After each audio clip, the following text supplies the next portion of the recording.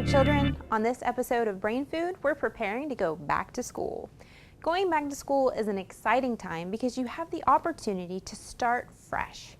But it can also be kind of scary to start something new. So our first word of the day is anxiety. Anxiety is a noun and it refers to a feeling of fear or nervousness about what might happen. You might feel anxiety about whether you'll like your teachers, whether you'll make new friends, if you'll get good grades, or even just whether you'll fit in or not. If you're feeling anxiety about going back to school, I want you to know that you are not alone. Even adults get anxiety. If you are feeling anxious, talk to your parents about it. Talking about what is making you feel nervous will help you feel better. And after a couple of weeks, you might find that going to school will be no big deal. Hey guys, it's me, Sky. I'm here at Griffin Elementary School in Lakeland to talk to Superintendent Jacqueline Byrd about how I can be a better student this year in school. Hi, Mrs. Byrd. I'm so excited to start a new year of school. I really want to get even better grades this year. So what can I do to get better grades? That's a great question.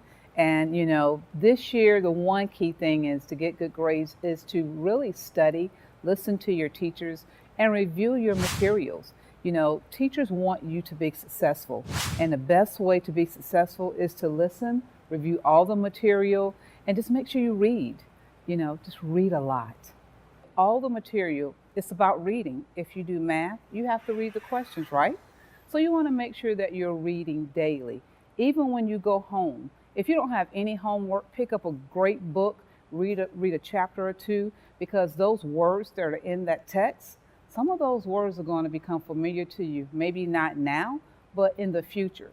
So continue to read daily, because guess what? Everything that's in that book, all the words that's printed in that book will help you.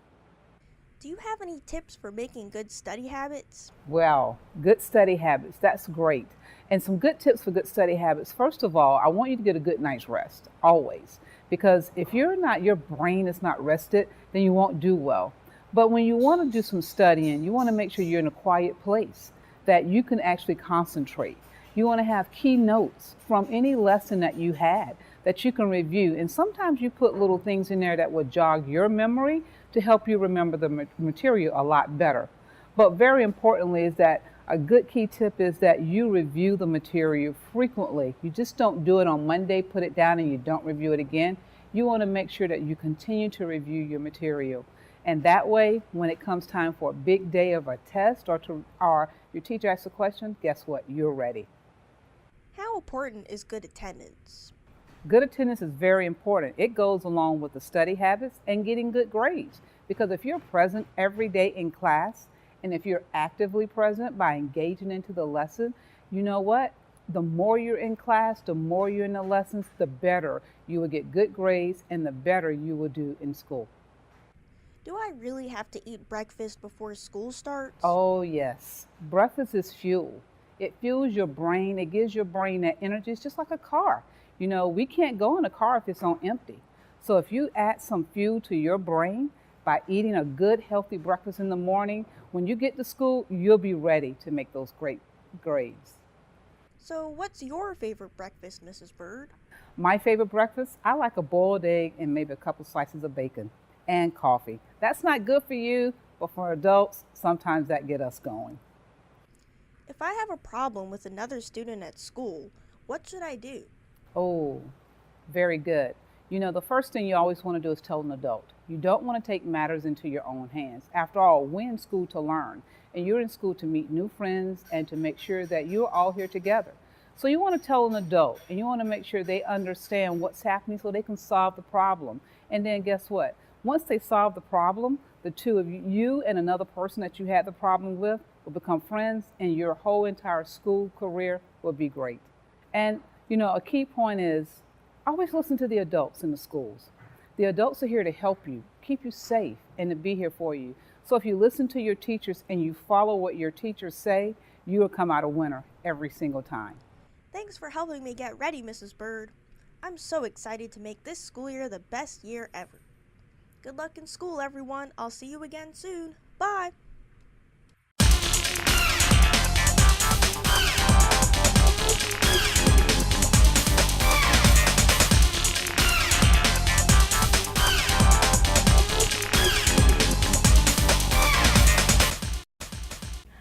Hi, I'm Ariana, and I'm here at Exploration's 5 Children's Museum for this segment of Senses Overdrive. This is Tia. She's going to be helping us with our activity today. So Tia, what do you have us doing? Hi, so this is Bethany, and she's going to be helping us do this really fun science/magic trick today. Yes. Are you excited? Yes. Okay, so right here we have some of my mom's favorite glass that I accidentally broke while playing tag in the house. Oh. It kind of fell off the counter, but that's okay because guess what? There's been a lot of research done, and there's a special kind of research called nanotechnology. And the nanotechnology is going to help us put the glass back together. Okay? And we have our hands on some of it. It's called Instaglass. It's really cool. So I'm going to put my safety goggles on because we're going to be handling some glass and have some gloves. And what I'm going to do is I'm going to pour some pieces of this into the oil. Okay. Okay, and we'll see what happens. Okay. Put some of it in there. Okay. Make sure we're ready. Gets really slippery. You want to pick some up, Bethany? Go ahead. Do you want to grab a piece? It feels weird. Yeah, what does it feel like? Is it slimy? Oh, it is slimy. All right. So what we're going to do is we're going to mix it around just a little bit. Oh, I feel it forming. Okay. Oh, do you want to help me? I think it's ready. You got it? And look at that! We made a brand new glass ready to go. All right. So if you were believing this, first of all, nanotechnology is coming a long ways. But it's actually just a really cool magic trick and a little bit of science. So what's actually happening is we don't have Instaglass, but what we do have is Wesson vegetable oil. And that's what this substance is. And if we take Wesson vegetable oil and a special type of glass called Pyrex, which is this really durable glass that goes under immense pressure when it's heated so that it can withstand high heat, we can put it into some oil. Here, I have another bucket right here. I have some oil, and we can experiment with these glasses here. And when we put them in, it becomes almost invisible. And the reason for this is something called index of refraction. Now, light travels in waves. Yes. And when it travels through the glass and through the oil, it travels and it bends, and its index of refraction is the same. Okay. So that's why it looks invisible. We can't see through it. But, for example, if we just have water, okay, and a pencil. Now, obviously, the pencil is not invisible. We can all see the pencil, right? Yeah. So if we just have pencil in the water, look what happens to the pencil. You see how it looks like it broke or it bent a little bit? Yes. Now that has to do with the index of refraction. Okay, so the way the light travels through the glass and then through the water is different. So that's what's happening. It's bending a little bit, and that's why it looks like the pencil broke. Can I put the pencil in the oil and see what happens? You sure can. See what happens when we put it in the oil. Does it look like it broke a little bit? Yes. It's the same thing. Yeah. It looks like it broke a little bit. Right. So the index of refraction of glass and Wesson oil is the same. So go ahead and you want to put some in here and see what happens? You can't even see it. It's like it's invisible. Now sometimes you'll get a ghosting effect. And that's just because some oils are a little bit different than other oils, and they leave sort of the shadowing. It also depends on how thick your glass is. So if you have a lot of really thick glass, you'll see the top of it a little bit. Go ahead and try the beaker. That's a really fun one. This one? Yeah. So you can find Pyrex. Any chemistry equipment has Pyrex in it. You can also find it at any department store. A lot of your cookware you're going to see is Pyrex. If it has a little symbol on it, then you know it's Pyrex. Okay, let's see what happens when we put the beaker in. You see it, you see it, you see it, and then, it's filling up with the oil, Whoa. and it's disappearing. Except for the words. Except for the words. You're right. And there's you can see a little bit of the air bubbles, but those will go away if you let it sit. Wow. It's crazy. And that's a cool science experiment. Isn't that fun? Yeah. That was so much fun. Absolutely. And if you really want to put your senses into overdrive, come here to Exploration's 5 Children's Museum in downtown Lakeland. See you again soon. Bye-bye. Bye.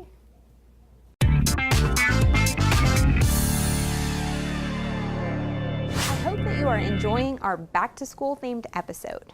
Our second term of the day is potential. The word potential is an adjective. It describes something that is capable of becoming real. For example, this year you have the potential to get all A's in your classes. You have the potential to become friends with all of your classmates. You have the potential to join an after-school club or maybe a sports team. The possibilities for your success are endless. You have the potential to have the best school year yet.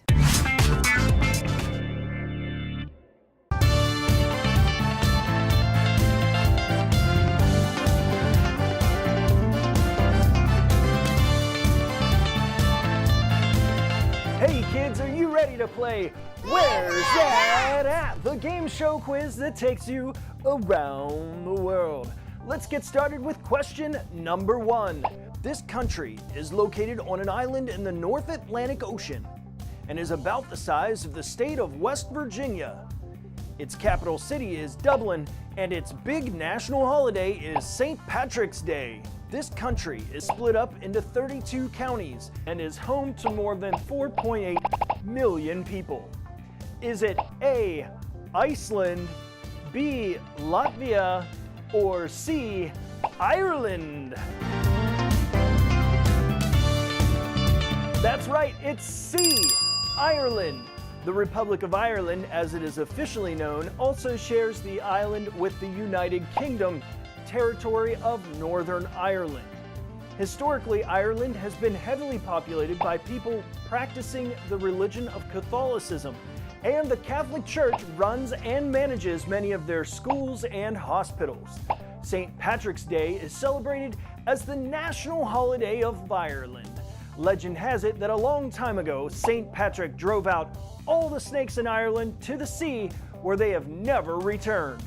Truthfully, because of its climate and its position to the glaciers in the Ice Age, snakes were never able to migrate to the island in the first place. Okay, on to question number 2. This country is located on the lower southeastern side of the continent of South America. While it's just the second smallest country on the continent, it makes up for it with its economy. The land is perfect for farming and raising cattle and sheep. It is home to 3.4 million people and gets nearly 95% of its electricity from water, wind, and solar.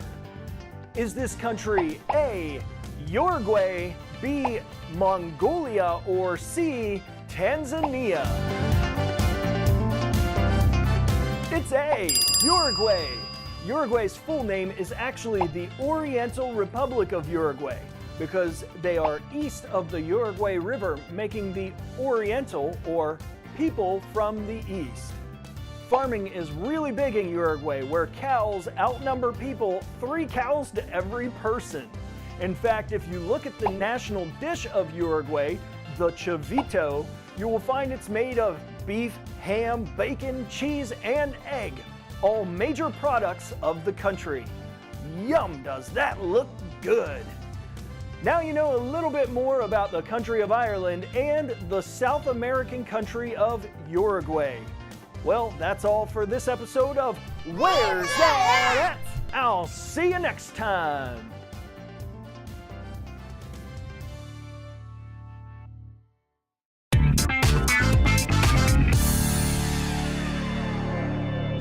Are you ready to learn another back-to-school term? Our first terms of the day were anxiety and potential. Anxiety is a noun, which means a feeling of fear or nervousness about what might happen. It's completely normal to feel anxiety about going back to school. You might find that talking to your parents about what's bothering you will help calm down that nervousness just a little bit and help you feel better. Our second word of the day was potential. Potential is an adjective, and it describes something that is capable of becoming real.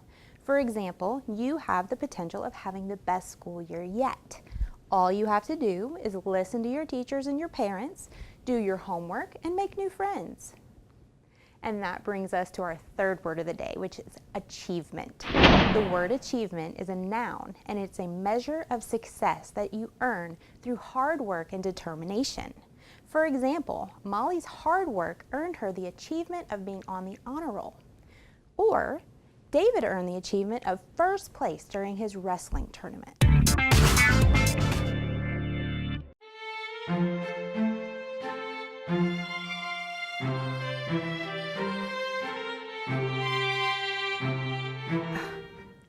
Fascinating.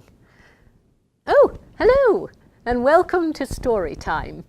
Books fall into two basic categories, fiction or non-fiction. Now, books that fall into the fiction category are stories that are created from imagination. Mysteries, romance, fantasies, they're all examples of fiction books. Non-fiction refers to books based in fact. And there are many types of non-fiction books, including biographies or stories about real people, as well as cookbooks, fitness, travel, science, and many more. Today, for example, I've been reading a book about animals who use tools. Apes and monkeys, for example, utilize tools for hunting and processing food and collecting water. Elephants have been observed modifying branches so as to use them to swat flies or scratch themselves. Many birds use small sticks to remove insects from small crevices that the birds can't reach into with their beaks. Once the insect is out of the tree or the ground and on the stick, they can eat it more easily. There's a vulture in Egypt that throws rocks at other birds' eggs in order to break into them. There are tool users in the oceans as well. Here, an octopus creates a shelter for itself by using shells and stones. And dolphins have been seen covering their snouts with basket sponges so that when they forage for food on the ocean floor, they're protected from scrapes and stings. As you know, people use tools all the time. A hammer is used to drive a nail. You can use an axe to chop down a tree. Often tools are very specific to certain kinds of jobs. For example, a stethoscope is used by doctors and nurses. Scientists use microscopes. Why am I telling you all of this? Well, because you have a very important job too. You are a student.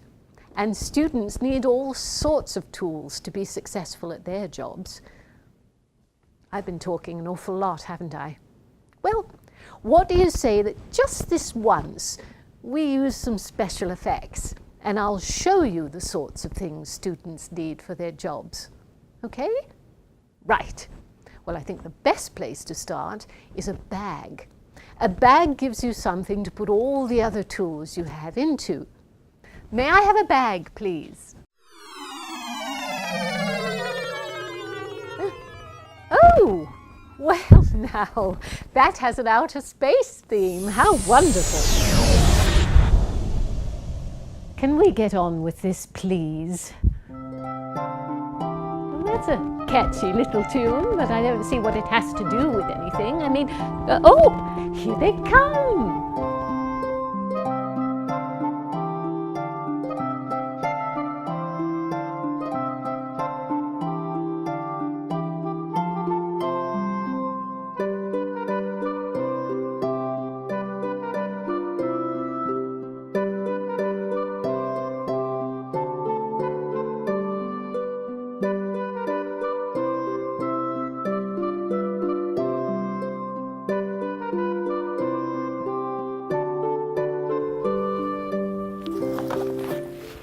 And there you have it, all the tools a student needs to do a very good job.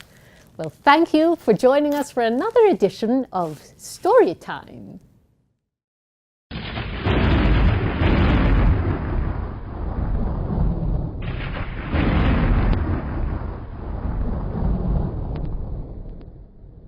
Hey Hey boys and girls, it's me, Steve, and we're getting ready to head to school. And sometimes when we go to school, our backpacks can get pretty heavy with things like rulers, calculators, pencils, and big heavy textbooks. So we need to get ready to go to school and power up. It's time to get on the bus.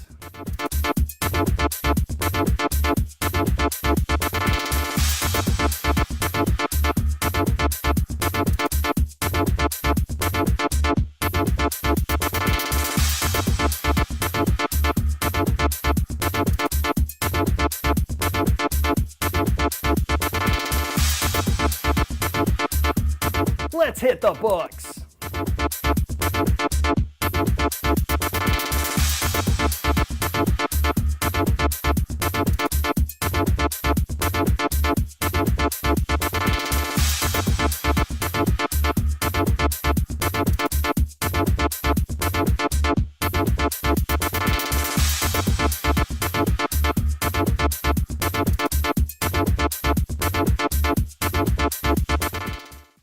You can't run in school, but you can run in place.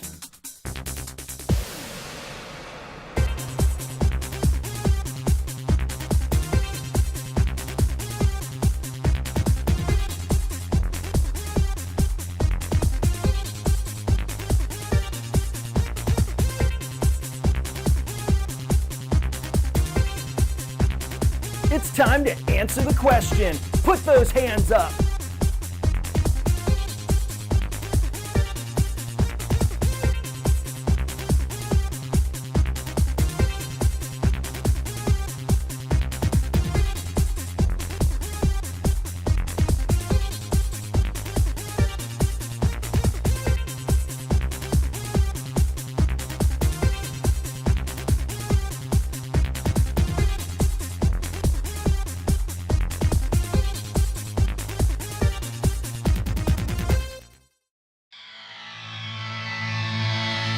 You're not allowed to pass notes in class, but you can do it while powering up.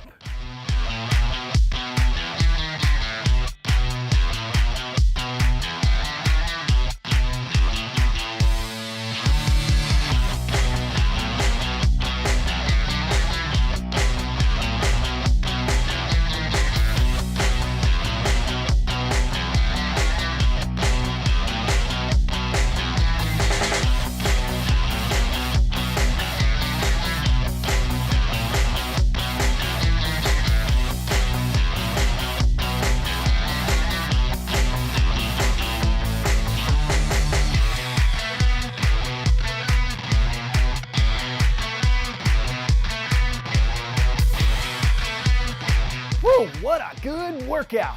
I feel energized and ready to hit the books. Thanks for joining me in this workout, and remember to stay powered up.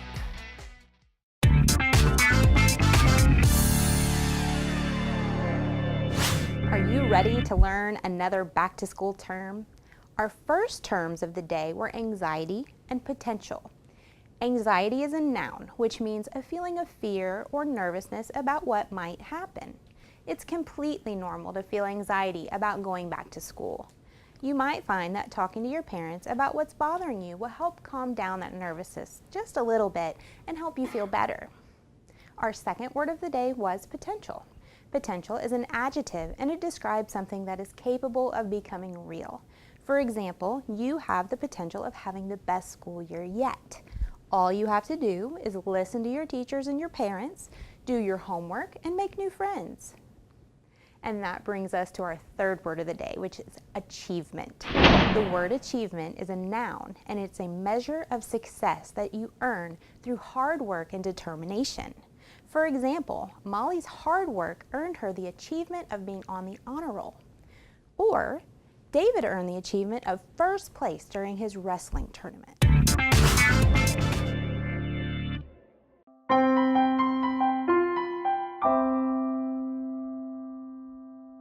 Hello, welcome to a new segment on brain food called Arts and Crafts. On today's episode, we're going to learn about an artist and a style of art, and then we're going to create a craft based on what we learned. So I hope that you're excited to follow along with me because I'm happy to start learning and creating with you.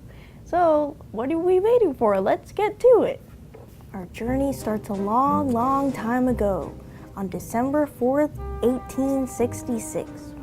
That was 152 years ago. On that cold day, a baby boy named Vasily Kandinsky was born in Moscow, Russia. As a child, he loved to draw, write poems, and play the piano and cello. Although he loved being creative, he went to school to study law and worked as a professor at a university.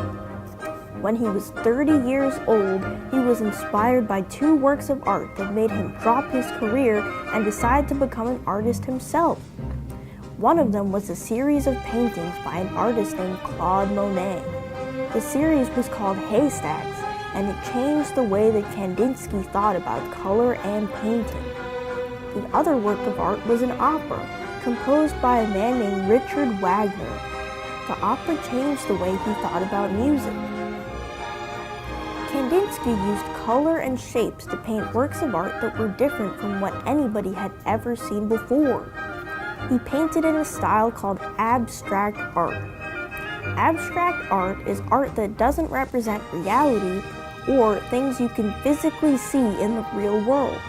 Instead, abstract art uses color, texture, and shape to convey emotions or feelings.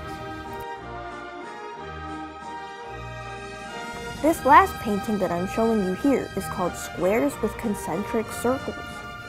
Kandinsky painted this 105 years ago in 1913. This small drawing is one of his most famous works, and it was actually just a way for him to practice and experiment with combining different colors. Now it's time for our craft of the day! Woohoo! Yay! I hope you're ready! So today we're going to be making our very own version of Kandinsky's Squares with Concentric Circles using rocks. So I have some rocks here that I've gathered, but if you don't have any, I encourage you to go to the park with your friends, gather some rocks, or you could just beg your mom and dad to buy you some rocks at the craft store. So for today's craft, we're going to need our rocks, some paint brushes, paint, a cup filled with water to wash the paint off in between colors, and some napkins to dry off your paintbrush. Alright, so if your rock isn't white, your first step is going to be to paint one side of your rock white. And you want to do this because you want the colors that you use to be bright and stand out instead of muddling in with the gray color of the rock. So the first step, if you don't have a white rock, get some white paint, paint one side of the rock white, and you might need to use multiple layers of white, and then just wait for it to dry. Now, all you have to do is use your paintbrush to imitate whichever square you've chosen. And make sure that you wash off the brush in between each color because you want to be able to clearly see each layer of the circles. They can muddle together a little bit, but you should be able to clearly see each layer. And look, I have finished one rock. I hope that you had fun doing this craft with me. Now you can show your mom and dad and teachers and friends your masterpiece and teach them all about abstract art, which is art that uses color, shape, and texture in a way that doesn't represent things that you can see in real life. Well, I've had a lovely time learning about Kandinsky and abstract art with all of you, and I hope that you tune in next time for more arts and crafts. Bye-bye!